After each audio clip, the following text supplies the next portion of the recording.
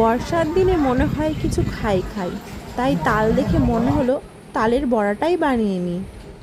খুব সহজেই ঘরে থাকা উপকরণ দিয়ে বানিয়েছি। তালটাকে ঘষে গাদ বের করে নিয়েছি, আর নিয়েছি ময়দা, নারকেল কোড়া, কিছুটা চাল ভিজিয়েছিলাম বেটে নিয়েছি, আর লেগেছে চিনি, অল্প লবণ আর মৌরি।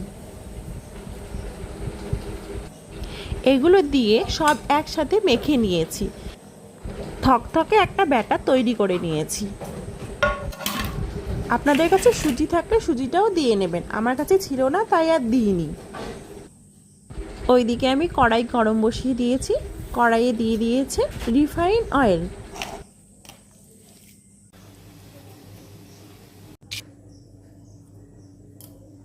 এদিকে কড়াইতে তেল গরম হয়ে গেছে, ছোট ছোট করে বড়ার আকারে একে একে দিয়ে দিয়েছি কড়াইয়ের মধ্যে।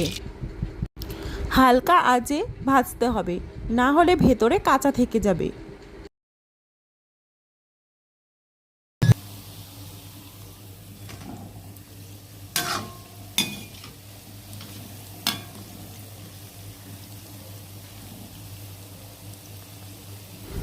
লাল লাল করে ভেজে নিয়েছি।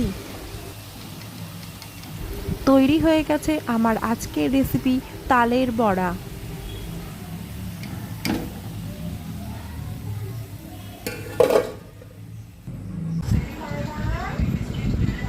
বরমশাইকে দিয়ে বললাম, দেখো কেমন হয়েছে খেতে।